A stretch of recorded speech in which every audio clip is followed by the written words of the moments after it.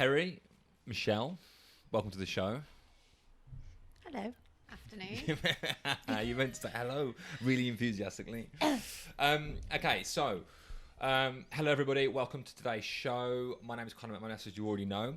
Today is a little bit of a different episode. Whenever I listen to podcasts, I consume a hell of a lot of audio material. Whenever I listen to podcasts, the ones that always stick out to me and the ones that I enjoy the most are always the ones that I find the most relatable. Now, whenever I go through the fitness-based podcasts and listen to them, a lot of the time they are just experts talking to other experts. And for me, that's amazing. But whenever I talk to my clients about different podcasts that I've listened to, often for them it's not that relatable because it's such in-depth data. So we had the idea of documenting Kerry and Michelle's journey over the next couple of weeks to see how they pan out and like what their goals are, and where they've come from, and what their barriers are, and so on and so forth, so that you guys can see the struggles and the strifes that they go through and be able to relate to them a little bit more. Now, as you already know, if you're listening to this, you know that we have a unique style, we have a unique message, and the message is that how you feel and ultimately how happy you are is a hell of a lot more important than how you look in the mirror. And those two things often don't come together. A lot of people who look amazing, that we strive to be like, are not always the happiest, and I think you guys will both agree with that. Mm-hmm. So we thought we would document Michelle and Kerry's journey, going in the direction of that, of what does success look like if it doesn't look like six packs, abs, booty, yada yada yada, all that sort of stuff, and how does that look for you guys, and how does your journey look, and how does it make you feel? So that's what we're going to do. And obviously, as you know, if you've already been listening to this, we've got a platform coming out, we've got an app coming out in the next couple of weeks, or we're starting to test in the next couple of weeks, with that aim to launch later on this year. And the primary method for these guys to get to where they want to be is going to be through that, with a little bit of assistance from me along the way. So I'm going to kind of hand it over to the guys, let them do a bit of an introduction. I'm going to try and save the waffling to an absolute minimum. Who wants to go first? Apparently it's me going first. So Michelle, I gave her the nod. Like, just give everyone a little bit of an intro about you. About me. Who are you? So yada, yada. I'm Michelle. I am 37 and I am a first-time mum. So my little one is today 13 weeks old. Congratulations. Thank you very much. So a little bit about me. I don't know where to start. So I've been into fitness a number of years. So I've known Connor for a number of years, going back probably 8 years. I remember when you turned 30 years old. Yeah. That's what really shocked me then when you said you were 37. Yeah, 37. It's quite. 36 at the minute. 37 in the next couple of weeks. Put it that way. So I've been into fitness for a number of years. Always. It's always been my release more than anything. So I never used to be a gym buddy or anything else, or anything else like that. Always used to put my trainers on and run down the canal.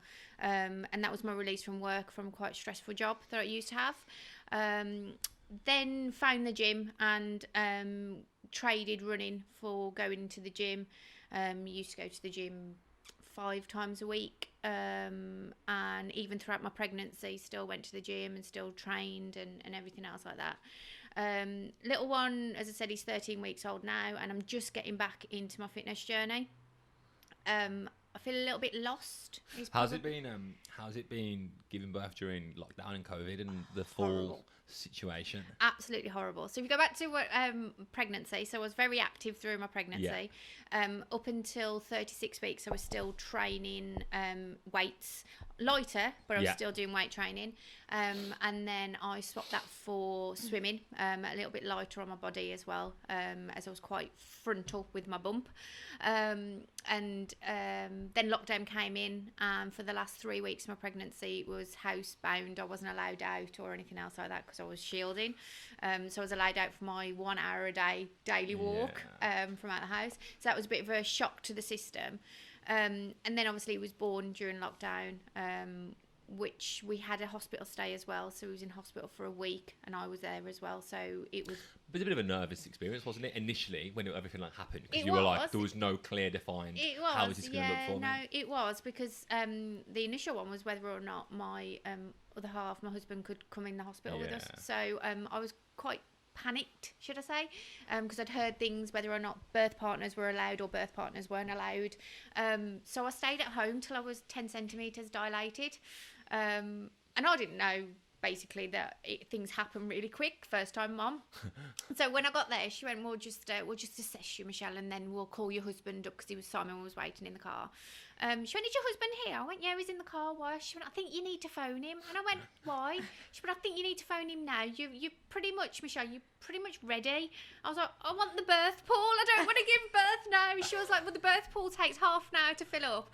And so Simon came into the room and he went, how's things going? I went, she said, I'm ready. And so I went, cross your legs. I was like, I can't cross my legs. He was like, cross your legs. You want the pool? It takes half an hour. Cross your legs. So while she was filling up the pool, Simon was there. She gave me the gas and air and everything else like that. Simon was there going, make sure you don't stop pushing. Make sure you don't stop pushing. So the birth itself was ideal, because obviously I waited till the very end for me to go up. In and out. It was pretty much in the pool, and then as soon as I got in the pool, contractions slowed down a little bit anyway. And Simon was allowed in, and he stayed in for a couple of hours after Taylor was born as well. But then when we were admitted, because Taylor had an infection, Simon was only allowed up for an hour a day. He found it stressful, and I found it even more stressful, the fact that Of course. I was in hospital. I think I saw the beds around me, because I was on a ward. I think I saw the beds around me change 16 times in the week that I was in there. And that's women coming in who'd like staying at one night stays, and there was me for a whole week just sitting there. And then came out and we were still in lockdown. We're still on semi-lockdown now, or obviously a lot more relaxed. But he's 13 weeks old, and grandparents have held him and not kissed him. Put it that way. Aww. So we got to 9 weeks old, and I was like, yeah, you can hold him, but no kissing, no touching. Well, I think you're certainly not going to forget it, are you? No, definitely not. He's a corona baby, basically. You've never mentioned any pain there at all. There was pain. There was pain. I remember now, because I phoned up when I went into labour. The contractions started at 4:30 in the morning. I got out of bed and went downstairs, took some paracetamol, did everything that they said to do.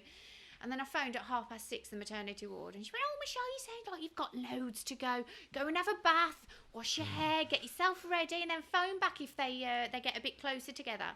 So I went in the bath, did everything that they said, went and dried my hair. So I came up, and he was like, you all right? As I was like holding on to my dressing table going, no. And then we were like jotting them down for the time between the contractions. And when he got to 2 minutes between each contraction, so I went, I think we need to phone now. And I was like, I've had nothing to eat all day because the pain was that bad. I've had nothing to eat. So I remember him going downstairs and getting me these go-ahead bars, like the 3-pack ones. And I sat there and I ate half of one, and I went, oh, I can't eat anymore. And literally, it was like eating a dry cracker in my mouth because it was so painful. And I was like, oh. And at which point he was like, yeah, we need to go up. We phoned and we need to go up. But it's just, I think you just get on with it, don't you? Really? I've obviously kind of not been in that situation and giving birth. Yeah, this is like a completely new experience for me. So. Before this becomes the pregnancy cast. Sorry. Kerry, give us your 101. Tell us your backstory. What do you do? Who are you? So, I'm Kerry Bainham-Pierce, and I'm owner of Happy Giraffe. So I work very hard. Single mum.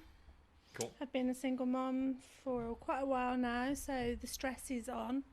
But with regards to weight and health and fitness, I'm very competitive. So I play a lot of netball. Always used to do aerobics in the 80s and the 90s. Yeah, I was always at the front, so I knew where to go. That was my competitive side. But I've always struggled with my weight. And I think from a real young age, like probably 9, 10, 11, always the bigger one, had a very slender sister, and always told that you always look better when you're thinner. So I think it became how I grew up, that I wasn't okay to be how I was. Yeah. So I think it became an enemy rather than I was fit and well, but food, diet, exercise was a means to an end rather than to actually become that.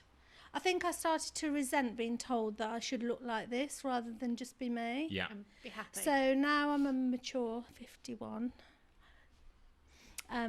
woman. I've kind of, and a business owner and in charge of my own life. I want to be fit and well, but I don't want to look at the scales. I don't want to look in the mirror. I want to feel that it's okay to not be 8 stone. It's okay to be 10 stone. It's okay to be 12 as a woman, and it's okay to have curves, because in the 80s you weren't allowed curves. You weren't. No, you didn't. See, it's no. a really interesting point. How mainstream media, or modern day mainstream media, has massively influenced how a female, and males as well, but how we perceive how we should look. Whereas, and that obviously influences other people to then allow them to then portray that opinion onto you as well. So then you're not only getting it from mainstream media, but you're getting it from your peers and the people around you as well, which is obviously something that you've experienced. One of the things that's always interested in me is how you very much, you're a high achiever. You know, you own your own business. You're a very successful woman, a successful single mom, which is a challenge in itself.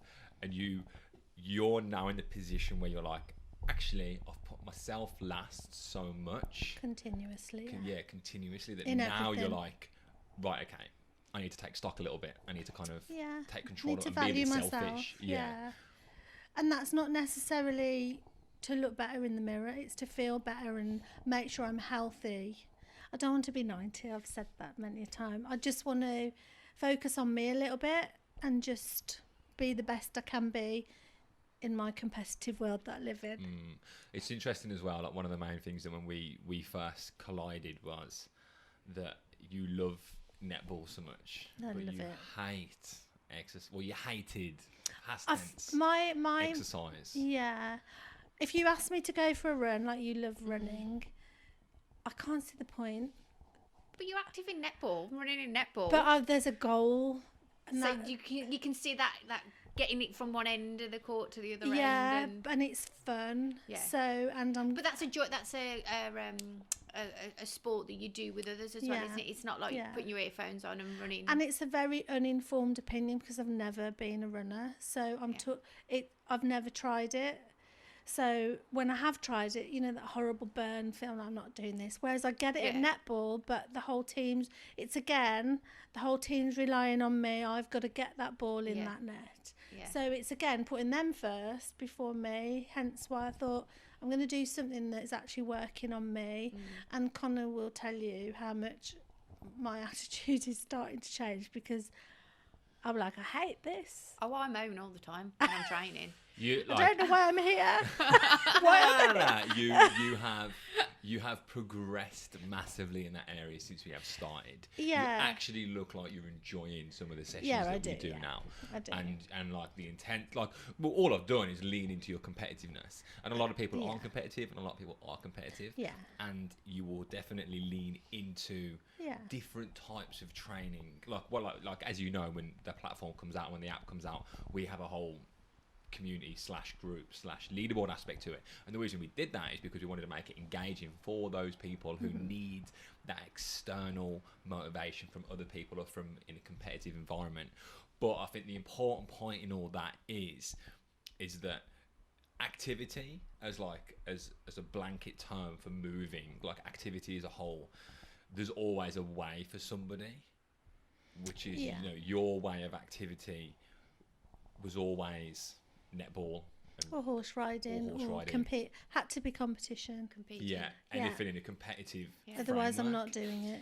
However, now as you've started to progress more in life and you've started to put work and family life a little bit more before yourself, you're now having to like actually really take stock of where you are and use what you need to use the tools that you need to use to help you get to a better place, rather than just being an active person. There's something in that, like we all need to be active, we all need to move at a certain level, but as well we don't want to, what we need to realize is that if we let parts of our life get away from us too much, we'll have to sacrifice doing the things we do enjoy for doing the things that we don't enjoy so much to getting ourselves back to a healthier and a happier place. Does that make sense? It does, and it you kind of turned it round as well, because like I say, I hated it, but now actually sometimes I'll have that negative thought, I hate this, don't want to go, but once I'm here and I do it, and after the feeling, after the lift, and It's that self-gratification that yeah, you've done it, isn't it? Yeah. and you just feel better physically. But for me, it's about forgetting all those you should look like this as a woman. Those at gremlins this in your age. head. Yeah, it's now about I don't care if I'm not 10 stone. I care about feeling fitter and well, and something that I can sustain, and something that's going to make me feel better in my head. So in one paragraph, one paragraph, what's your current situation now? What's going on? Why are we here? Well, I can't play netball because no, I think obviously I've informed myself about collective fitness and what the ethos is, and it matches more in line with what I think, in terms of it's not about looking in the mirror, it's about making you feel better and stronger mentally and physically, because I know I'm strong physically, but I'm getting older. I want to protect myself, and I don't want the emphasis to be on fitting into somebody else's box. I want it to be about my box and what makes me feel better. Do you think, touching on the point of what you just said, what popped into my head then, do you think you've never really jumped into exercise or jumped into, that realm of the gym or fitness or whatever it might be because of that stigma attached to it that you kind of subtly just mentioned there? That actually the way you perceived exercise, where people go to look better, whereas I just want to feel better. Do you think that's one of the reasons that you never jumped into fitness in the first place? Yeah, but I've joined gyms, but it's never lasted because I've always felt like it's not really me, and it's fitting in that gym box. When you go to the gym, everyone looks like, and they don't, but in your head you think they do. Person's looking at me, they're criticising me. I'm too I'm too fat to be here. Yeah. There's always that. And I suppose playing a sport and doing something that I love takes away that no one's looking at me, and it's just an inferior thing that I didn't like about the gym. But I think just understanding what you do as collective fitness, it's just hooked me somehow. Yeah. And it's a different way. I mean, that was one of the main goals, is that if you'd have come to me and said, I do a netball, I don't want to do exercise, do I have to do it? I'd have probably said no. Like, the goal for us is that everybody's exercising in some form or another, whatever that looks like, be it with us, using the app, doing fitness, whether it's Zumba or whether it's netball. But yes, like we said before, there will be some instances in life where we have to actually go, all right, I can't do the things I want to do now. I have to do some of the things that I don't want to do because I'm in a negative situation. But that was always the initial goal for us, that we don't want that to be stigma around fitness. We want people to be able to do something because there's more benefits than just how you look. I think there's the area around, you wouldn't go and play netball if you didn't know how to play. So someone like me who doesn't go to the gym wouldn't go to the gym because they don't know what to do. Yeah. So having this app that I take to the gym with me, I know what I'm doing. Yeah. So again, it takes the pressure off me just to go there, follow my app, do it, leave, and then be measured. Just personally, me and this app. Rather than have to answer to anybody, because I don't conform well, as you know. I was just about to say, you actually, I'll say this. I was going to say what else I was going to say as well. There's 2 points I've got. You don't like data, do you?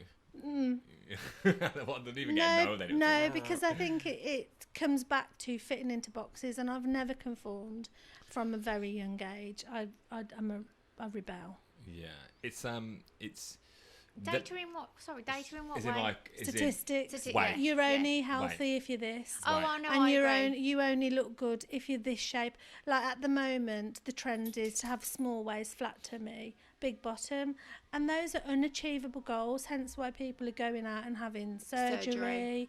And I don't conform to any of that. I'm me, and I just want to be me. Yeah, because if you look on, sorry, Connor, if you look on a chart, I'm tall. and so because I'm tall, I should weigh this amount, and I should be this dress size, and I should be this. I'm not. I'm tall, and then I'm this, and then I'm that, and then I'm this. I don't conform to any of those charts or anything else like that. Yeah, look, a lot of that is outdated now, and I think people starting to realise that, you know, we're all educating ourselves, and we know that we're kind of. But I suppose what I mean is when one of the processes that I have with my guys who I work with on a one-to-one basis, I want you to send me a text or a message or a phone call every Friday and just take stock of whatever we are working on. So if it's weight loss, I'll get you to text me your weight. Now, this is where it gets really hard and tricky, because I don't look at that weight from last week and go, oh, you have or you haven't lost weight. I look at that over a really extended period of time. Yeah. But and that's how it should be, and especially as a female, your hormonal cycles are differently. You know, you're going to have weeks within your menstrual cycle where you don't lose weight or you even gain weight. You know, so like, and here's a perfect example. I had a lady; she was doing absolutely amazing, and we were way ahead of of the track that we wanted to be on. And then she lost some weight, and she was about 1 pound off the kind of our goal within that time period. And then the next week, she'd put 5 pounds back on. But the text that accompanied that weight was amazing, because it said, it was just loads of laughing emojis, laughing faces. And she was like, I don't really care. She's like, I know now though, because of this journey, that actually that's not a bad thing. That's just me. And where I am on my menstrual cycle, it was probably a lot of water that I was dehydrated when I did that initial weigh-in. And it's about that whole process of reflection and of not punishing ourselves. But this is where part of the problem comes from in the industry, where we say to people, you need to be this weight, or you need to look like this, or fit into this. So then we look at that weekly data and we can't help but punish ourselves. No. And this is where it's a really tricky process for me, because the more, like, the priority in that process is getting you to reflect. And if you have put on maybe a little bit too much weight that is unexpected, you go, okay, I did this because I went out with my friends on Wednesday and I had a birthday party on Friday, and then I was super busy this day, so the diet just went out the window, and etc. etc. So then we know where we go wrong. It's not always about being perfect, but it's just about knowing where we go wrong, so we can reflect upon that and have an understanding of the path that we are on. Like, you're a marketer, as you just said, you own your own marketing business. You will, please correct me if I'm wrong, because I'm not the marketer, but you will give briefs and information to your clients, and like a guideline and a pathway for how they should operate their marketing. And then you will look at their KPIs, their social media engagement, their likes, their follows, how much ROI they've got, or their money, and that's how you measure how they're performing, isn't it? So that's kind of where the weight thing comes in, and that's all it should be. And one of the things that I do, which I think is amazing, and I think everybody should do, is where, and me and you, Michelle, spoke about this the other week, is where we get into a way of looking at process goals. So what I mean by this is, on a weekly basis, I want you to walk 10,000 steps a day, train 4 times a week in the gym, hit your calorie target every single day, or 4 out of 7 days. If you do those things, if you can tick all of those boxes, then you're allowed to step on the scales, because the weight is a consequence of the process goals. Absolutely. Does that make sense? Yeah. And I think when we start to look at it a little bit more like that, that's when it gets easy. Now, we haven't got to that point in our journey yet, because we've only just recently started, and I don't like to throw a million things at people at once, because everyone just gets frazzled. Okay, Michelle. Yes. Enough of me rambling. Yes. Tell me your current situation. Okay, so very open and honest, I have been, I hate the way I look, put it that way, and that's in my head. I've got body dysmorphia, and I've had it for years and years and years. As I said, I've known Connor for years anyway, and that was going on to my wedding. And I think the first thing I said to Connor is, I want to look good in my wedding dress. I didn't care what size I was. I really don't care what the scales say now, if I'm honest. But in my head, I look in the mirror now, after having my little one. I look in the mirror 10 years ago, 8 years ago, 5 years ago, probably going back to my late teens, and I don't see what somebody else sees. I can go in a clothes shop and I can take a size 8, a size 10, a size 12 and a size 14 in the changing rooms. And I'll buy the 10, or I'll buy the 8, or I'll buy the 12. I buy what fits me, but I take all those sizes in there, because I hold it up and think, I don't fit in that won't fit me. So you have to try it too. So I have to try it. And you open my wardrobe now, a majority of my wardrobe is probably a range of sizes. Well, it is a range of sizes, basically. But I look in as it stands at the moment, as it stands at the moment with my little one, post-pregnancy, postpartum, recovering from my pregnancy, I look in the mirror and I think, that looks awful. That looks worse than what it probably did 10 years ago. And it probably doesn't, but it's what I see, and it's those gremlins. And I've had that in my head for years and years and years. It's only on reflection, I think I said it to Connor the other day, on reflection I look back at photos for 12 months ago, not 12 months ago because I was pregnant, 18 months ago, pre-pregnancy, and I think, oh my God, I look good. But at the time, I hated my arms, I hated my legs, I hated my stomach, I hated my boobs, I hated absolutely everything about it. And even now, I think the only time I can actually say I felt confident in my own skin was when I was pregnant. And that was because I was in awe of what my body was doing. So I was growing a human. As I said at the beginning, I was all frontal anyway, so I didn't really put much weight on anywhere else in my body or across my body. But I was in awe that I was growing this little thing inside me, and I was like, I feel so confident. I didn't care what I wore, kind of thing. As long as I'd got my little bump and I was protected and everything else like that, then that I felt so confident. And then all of a sudden, that's not there. I look in the mirror and I just think, oh, where do I start? Oh, wow. And I didn't put much weight on when I was pregnant. I mean, I don't weigh myself. For the start of this journey, I've gone out and had to buy a battery for my scales because my scales were in the loft. That's how much I don't weigh myself. So I got the scales down from the loft the other day and weighed myself. But I don't weigh myself. So my midwife weighed me and she said, what were you before? And I was like, well, 18 months ago, I know I was round about this.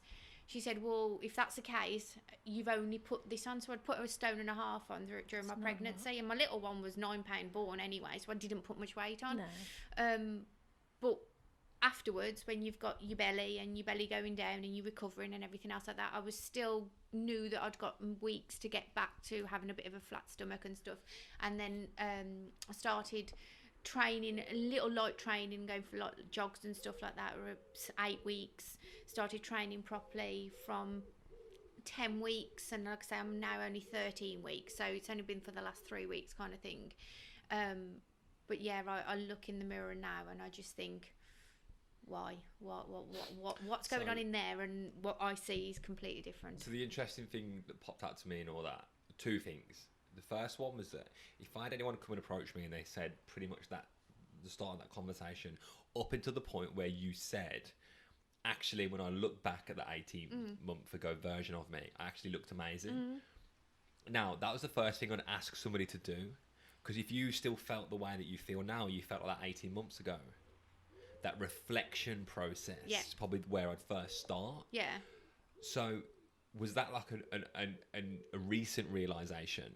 Or was that something that, like, you know, you've always known, but it's that recent. Constant, like... No, it's just recent. So I happened to be sitting there. I was still pregnant at the time, and we were in lockdown, so I've got nothing to do, so I was scrolling through my photos on my phone, and I found this photo that I took in my gym, where just as, like, I think I was either going to the gym or I was coming back, and I took this photo, and I looked at it, and I just thought, oh my God.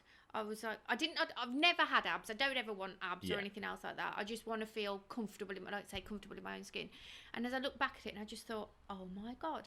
So I saved it and like sent it onto my husband, and I was like, look at this. And he was like, yeah. That was before we went on holiday, Easter last year kind of thing. And I was like, and it's only then that at that time, which was 12 months in between that photo and when I found it again, that I actually thought, oh my God, I did look good. But even now, I look back at photos when I was on my honeymoon, and at the time I remember looking at the photos, not for the wedding because that was different, you couldn't see anything underneath my big dress, but I look back at honeymoon photos when I'm in my bikini. I remember at the time thinking, well, you could have done better then, couldn't you? You could have done more squats in the gym, or you could have done this, or could have done that. See, there's a very there's a very thin, so as humans we are very anticipatory beings, which means we all anticipate to be somewhere. Like cup of coffee is a great example for me. I enjoy anticipating my cup of coffee. Don't actually enjoy it that much when I drink it, and it's more the anticipation when we go on a night out on a Saturday. the excitement, build-up. the build-up to that is often more exciting when you sat there in the club at 3 a.m. unable to walk, and I'm sure your heels are hurting you or whatever. Yeah. You're thinking, "Oh, this wasn't worth Why it." did I bother? Yeah.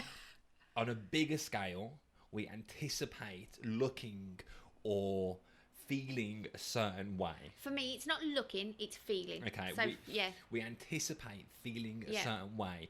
Yet you just said to me you penalised yourself Yeah. for how you looked, not how you felt. Yeah. Does that make sense? Yeah. Was that back then, or is that back then? That was back then. But I think for now, I don't know. I just Caught you out there. No. I know. I think for now, I need to fall back in love with me. Yourself, yeah. I need to fall back in love with me, and I need to fall back in love with that buzz that training used to give me.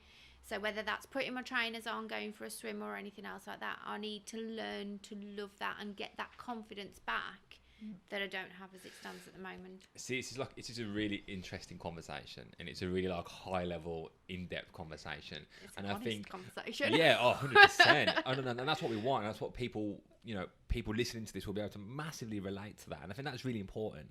And there is, like I was kind of saying with the anticipating sort of thing, we get into this habit of expecting massive things from ourselves when actually, like, trying to use me as an example now, I'm anticipating this app and this business doing really well, but that's not what makes me happy.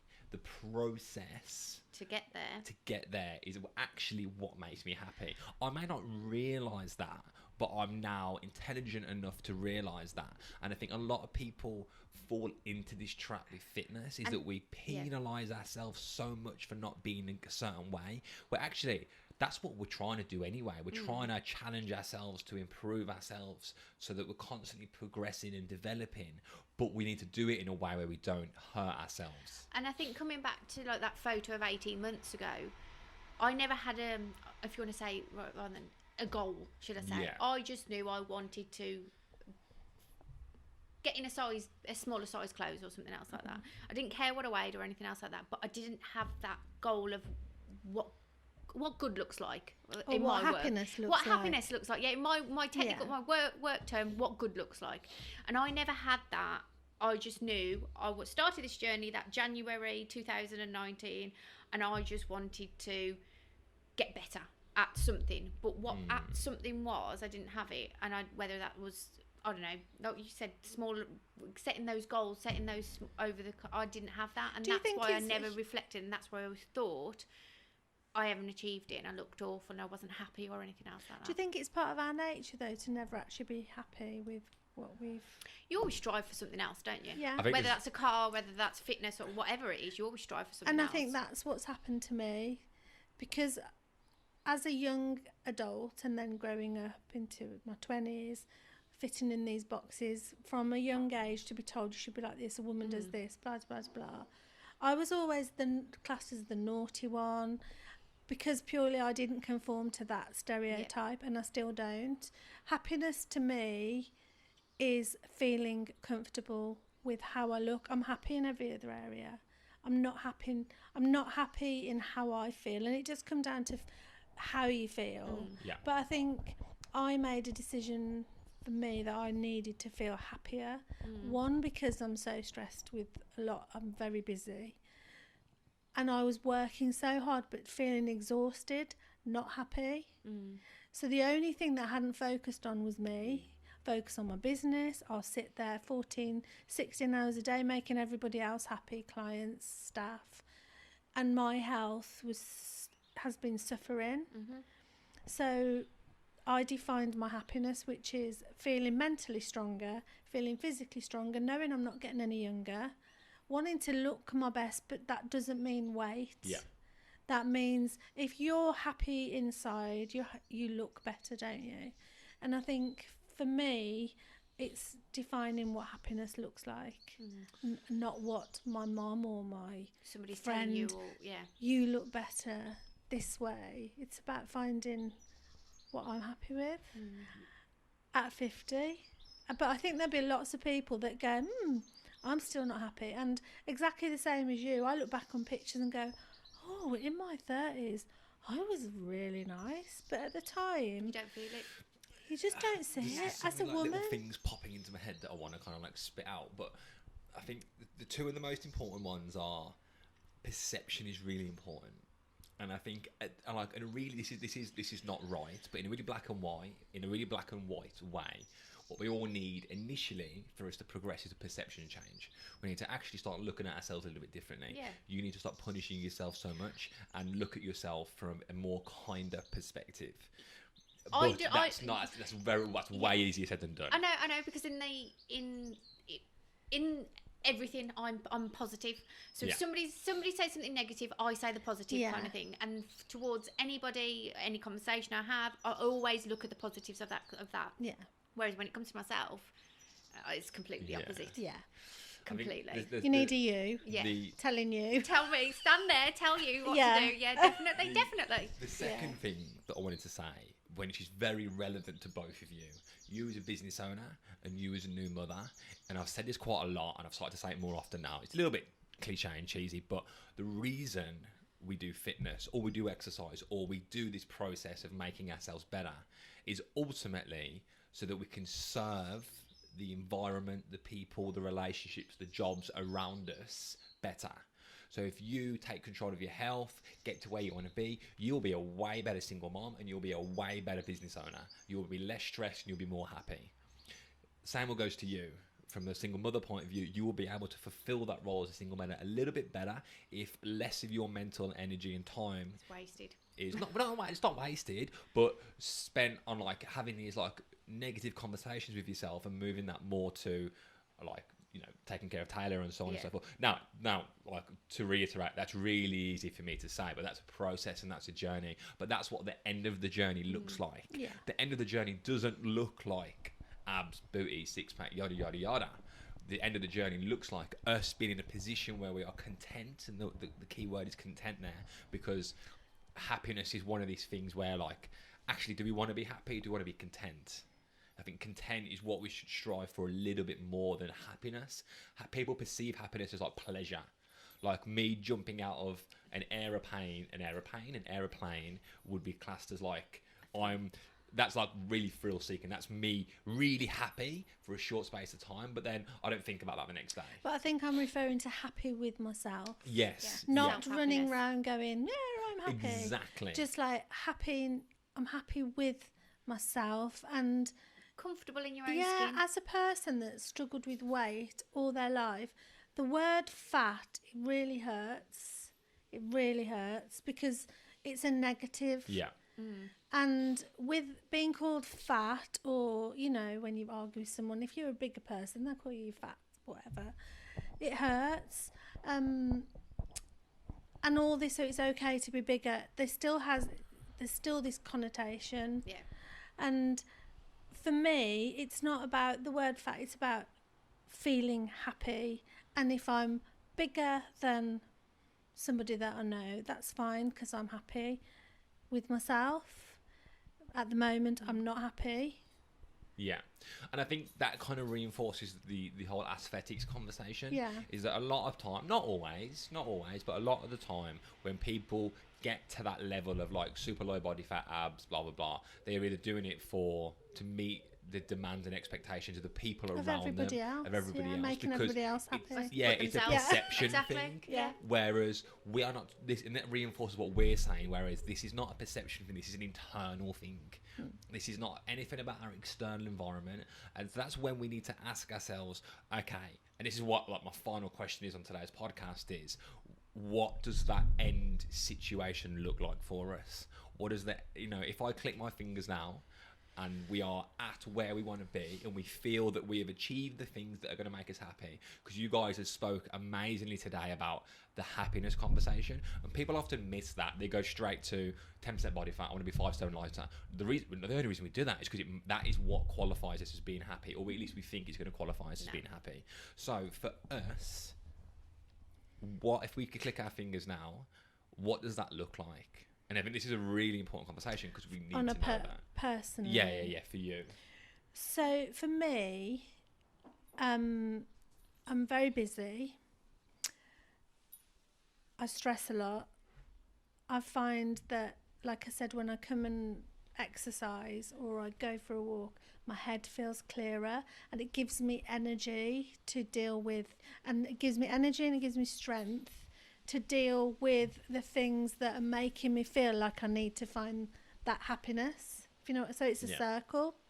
It's a cycle. Serving the environment around you. Yeah, so it's about focusing more on the feeling of, for me, focusing more on the feeling of how I feel once I've done my hours exercise, how I feel an hour or two later. You know, that warm feeling when you feel that I've worked out and I feel warm.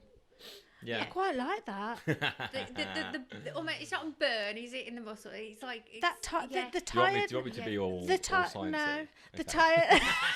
the tiredness that tiredness that you feel when you've physically done something to make you feel tired, rather than that stress tiredness, that negative tiredness, that mental tiredness.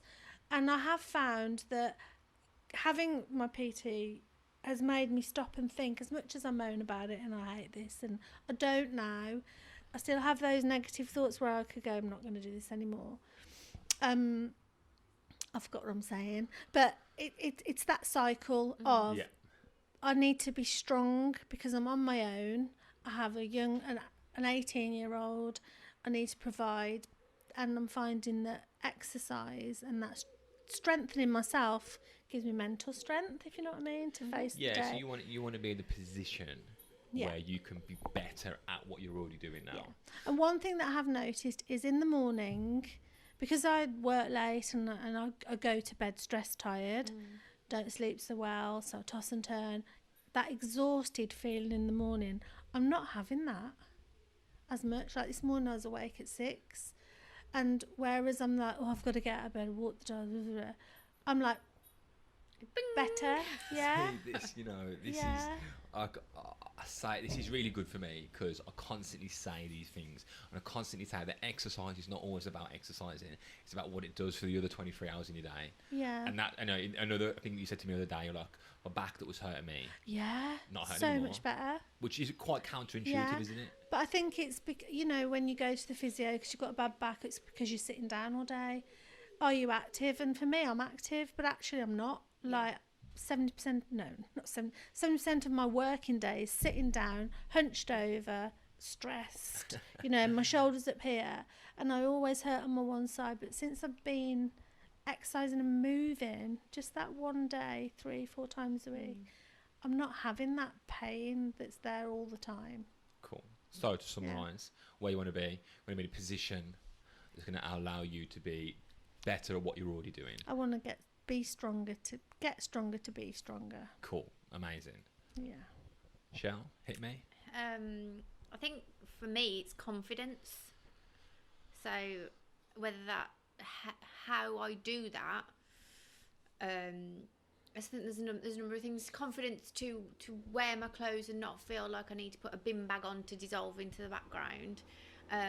Confidence in my training. As I said, I feel a bit lost as it stands at the moment because I'm not sure whether or not I should be hitting the treadmill and burning calories to lose fat or what. It's just I just feel a little bit lost. But then that all comes down to having the confidence in my training to do it and confidence in myself to feel better, basically. So I'm hoping, I am using this as a journey. One, from a fitness point of view, so build my confidence up on that side of things. I know what I need to do. I think it's doing it, and then that'll then in turn give me that confidence on a personal level as well. Cool. One of the things that keep popping into my head throughout this I haven't mentioned yet is that we have such an emphasis on on a process level, so the journey that we're on, not what the end goal looks like, but on a process level. Like you mentioned earlier, there's such an emphasis on weight and how we look and all the things like that. And you said you were, one thing that stood out to me earlier is that you said you were in awe of your body and what it could do when you were pregnant. I mean, that's a really important thing. And the way we best replicate that is focusing on performance within the gym. Yeah. And we mentioned this before, and this also leans into your more competitive side, Kerry. Now, it's, we have such an emphasis on, all right, we're going to do resistance training, we're going to try and look better, and we're going to do this, and we're going to lift more weight. If we can flip that on its head and start thinking about, okay, can we run faster? Can we jump higher? Can we do this little mini workout that we did in a quicker time? And have an emphasis on the performance, that massively improves the process. And then it puts to you in black and white in front of you how much better you are doing. Well, that's why I said that, because of the confidence thing.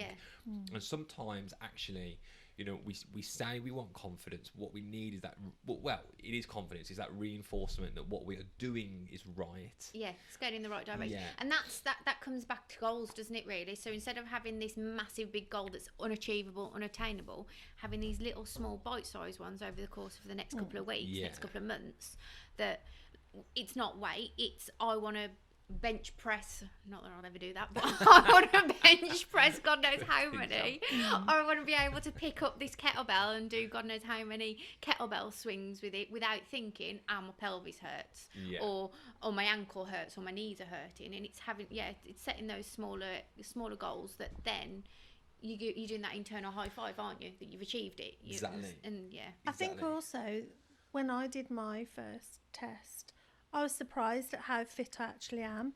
So it can have a positive impact because I'm overweight. I don't recognise myself as being a strong. People say, "Oh, you're quite athletic." Well, I don't look athletic, but actually, I can run fast. I am strong, but I never measure it. And when I did the test with Connor, I was like, "Oh wow, I actually can. I am stronger than." And this is kind of like just like this has been so like that's another point that we've reinforced today, is that actually there's been such an like we can go down the rabbit hole here of like why aesthetics is the way it is today, and why the media portrays it the way it is. And maybe there is something in that. Maybe, you know, as humans we are always going to have an innate urge to look the best we can look because of, you know, it helps us reproduce and there's a sex appeal, and then, you know, people perceive more attractive other people in a certain way compared to other people, or whatever. But on a personal level, on an individual level, not on like a society level, performance, serving the people around us, how fit we are as a person, you know, they all kind of come under that same umbrella of it allows us to do our day a little bit better than we did yesterday. And I think that's really important. So final thing I want to touch on, we know where we are, we know where we want to be. What are the main barriers? What for you, Kerry, do you think is going to prevent you from getting from A to B? My lifestyle. It's my lifestyle, isn't it? And it's where because I tend to lean to help everybody else and me come last. I need to stop, and Connor always says to me, you actually need to give yourself an hour. Or why are you texting me at 9:30 at night? Why have I just had an email at 10:30? I've got to change that to affect the rest. So I need to just put myself first. Easier said than done, though, isn't it? It is when you've got a team of 10 and a child. Well, he's 18, but sometimes I feel like he's 3. And it's those. I'm sure my mum would say that. Your mum would definitely say the same. It's those small steps, so isn't it? It's making those small little adjustments. Yeah, I would never not go training to netball on a Tuesday. I would never not turn up for a match on a Wednesday or a Saturday. So I need to, in my head, it doesn't matter what happens, I'm going to train and I'm going to turn up for the match. So I need to do that about me in this fitness thing. That's my time that I'm going to make myself enjoy. Yeah, switch the phone off for an hour or whatever it might be. I mean, the phone beeps and I'm overlooking on who is it. I've got to stop that. Yeah, it's you know, the real obvious answer to that is the reason we are in the current situation is because of a few negative habits and behaviours that have stocked up over time. And actually, to get us where we want to be, the simple answer is we need to get rid of the old good habits and behaviours and bring in the new habits and behaviours. Learn to say no to other people. Exactly. Put some more structure and routine into our day, so that outsources thinking about it. And then when we are we're in free time, inverted commas, then that liberates us to do more creative stuff within And that maybe free just time. stop rebelling about myself conforming, because to Yeah. me that's conforming to a structure which I naturally fight against, Yeah. even if it's my own structure. I know. Yeah. You know, I'm going to achieve so much I over the next couple of weeks. well, this process has been so good because I've sat here, like normally in our PT sessions, I will listen and then I will hammer you with information until it's ingrained into your soul. Whereas today in this, you've provided me with a problem, and in the same sense, you provided me with a solution. And that's often the reality, is that for a lot of us, we know what we have to do. And sometimes we just need that sufficient level of dissatisfaction to kick us up the arse and push us into gear. And then you need someone like me who's going to come along and yell at you in the ear and give you a kick in the right direction when we go astray. And I'm no different. You know, I've said to you the other day how towards the end of lockdown now, I've really struggled with my habits and behaviours. And I probably haven't been the best role model for these conversations that we're having. You know, I've lost a lot of my structure, and my eating habits probably haven't been the best. But it's been easy for me to get back onto track because I know all the information. I'm empowered. It's like that inverted muscle commas. memory, isn't it? Yeah, exactly. You've done it all your life, so you can fall off the wagon and jump back on. Exactly. And that's kind of like, that's a very big empowerment question. That's a massive conversation we had a while ago where empowered, all it means is that you have the information, the knowledge available to you. So you have the confidence to do certain things. Whereas in the industry now, there's so many fads. I know you were doing, was it Slimming World you were doing? Oh, I've done every diet, but yeah, But Slimming World's the one I always go back to, and then look, fall off the wagon again. I'm not saying that Slimming World is a fad or it's really bad. I'm just saying that is maybe not necessarily like an empowerment process where it gives you the confidence to go and tackle it on your own, which is ultimately the end goal, and that's what the end goal is. Shell? Barriers. Myself. So I had routine before I was a mum. I had routine. I had a job. I got up, I worked, I went out the house. I used to be out the house at 4:00 some morning, so I had that routine. I have a very good sleeping baby at the moment who goes 10 hours a night. Oh, wow. Exactly. So I'm taking advantage, unfortunately, and I'm becoming lazy. So I need... I don't think any new mum is lazy. I feel it compared to before. Compared to when I used to get up at 4:00, be on the road for 5:00 and be driving up north to get there for 7:30 in the morning. I feel lazy. I'm probably not, and I'm probably just taking advantage. Well, not taking advantage. I'm probably just settling into early motherhood. But I find that I'm the barrier at the moment. So, like Taylor will have a bottle at 7:30 in the morning. I'm then going back to bed at 7:30 in the morning thinking, I'll have a little hour. That little hour turns into an hour and a half, 2 hours some mornings. I can imagine though a lot of mothers go through this Absolutely. this kind of process of like, and it's I'm so lost. early days, 13 weeks as a mom, and you're not. You said a lot about I'm the same person, but you're not. No, completely. You're a mom now. Yeah, you've got to put somebody else now. I've never you put yourself first and stuff. I never used to do that anyway, in work, whatever it is. But now I've got somebody else along higher up that pecking order compared to. It always used to be Simon, or if it weren't Simon, it was family or anything else like that. And now it's Taylor, and I've gone further down that pecking order. Do you know what it's like? It's probably the best way of putting it. Your identity has massively changed. Oh yeah. Overnight, you've gone from being this like high performer, really good job that provided you with passion and purpose, and you're massively associated yourself with fitness, and you had that opportunity to be a bit more selfish, and now which is the hardest you're not job working. ever. Exactly. But it doesn't feel like it at this age. At this age, what am I here for? I'm just, the baby's asleep, or I need to do. I'm not grieving over my life before, or criticise, like not criticise, or like for my body that it was before, or anything else like that. To me, it's just, and I've adjusted to motherhood as well. They don't come with the man. It doesn't come with the manual. You find it out. You find it out as you go along, don't you? Really. Yeah. But I am the biggest barrier at the moment, and that's because don't have any structure. So as I said, he's sleeping 10 hours a night, which is absolutely fantastic. But I'm then thinking, right, okay, well, what do I do? What can I do? And I need to the point of, I've been shopping today and I've brought me a to-do list, a weekly to-do list, so I can put down Monday I can go for a walk in the morning, Tuesday I can train, So you're Wednesday I can craving do that this. structure, aren't And you? that's what I don't have at the moment. I don't have that. You He's crave got the it, structure. yeah. I don't have the structure at the Yeah. moment. And I had that structure as well before. What are you laughing at? Because you both just sat here, told me what the problem is, and told me the solution. you've just sat there, which is amazing, by the way. I'm not laughing at you, I'm laughing with you, that you've just, you've told me what the problem is, Yeah. and in the same breath you've said this is what I need to do. But And you're already doing it, obviously, Yeah, by the sounds of it. It is, but it's easier said than done though to put those in, because if my idea at the moment is, so from this week I'm going to get up, ideal opportunity, my mum and dad are on holiday, so I need to go and feed the fish. So my plan for the next 2 weeks that they're on holiday is to put Taylor in his pram, go for a little walk to mum and dad's every morning, feed the fish and come home.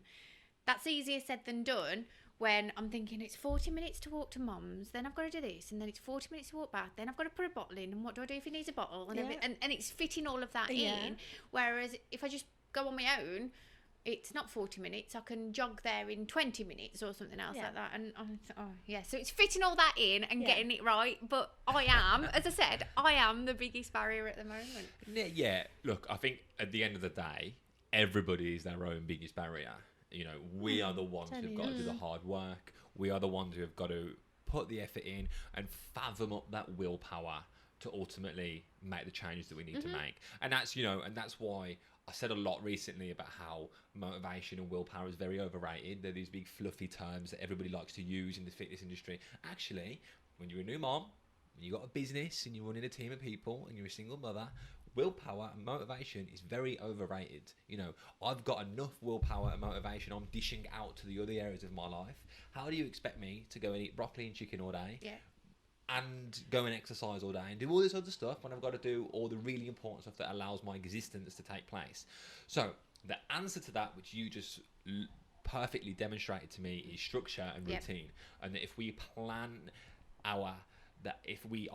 so the simple answer is we identify what the habits and behaviors that we need to implement are, and then we build them into a structure and a routine into our life. So then now actually we've already, I love my iCalendar on my phone and on my laptop. I put this podcast in there. I put 20 minutes before this podcast, set up all the equipment, and then before that it was social media planning for the next week, so that I know in between each block of time exactly what I'm doing, because those are the habits and behaviors that I need to implement, which are going to help me be successful in this business. And those, you guys have already identified yourselves today what the habits and behaviors you need to do. You need to just start structuring them in. And that's a small piece of the bigger puzzle, but that's an initial stepping stone. Yeah. Okay, so we're gonna wrap it up a little bit. I've really enjoyed this. I really, really have enjoyed it. It's actually nice doing one sat next to people as well, which has been amazing. If anybody, for a lot of people, this is going to be massively relatable, and there might be a lot of people out there interested in your journeys, how you're getting on, any questions and stuff they want to fire at you. Where can they find you, Kerry? On Instagram, and I think my handle is just Kerry Bain on Pierce. Cool. Shell? Instagram as well, easier. Poppit2510. Cool. And if you can't find either of them, Through you. come through me or email me at connor@collectivefitness.co.uk, and I'll point you to one of these lovely ladies. As I said at the start of the podcast, this is going to be a 3-part series, potentially even more if everyone loves it, documenting these guys' journeys, and you'll find some of it on social media as well. So it's going to be part 1. We will revisit this in the midway point, and then we'll revisit again at the end. Thank you very much, ladies. You're welcome. Thank you. Thank you. Thank you for listening. Take care, guys.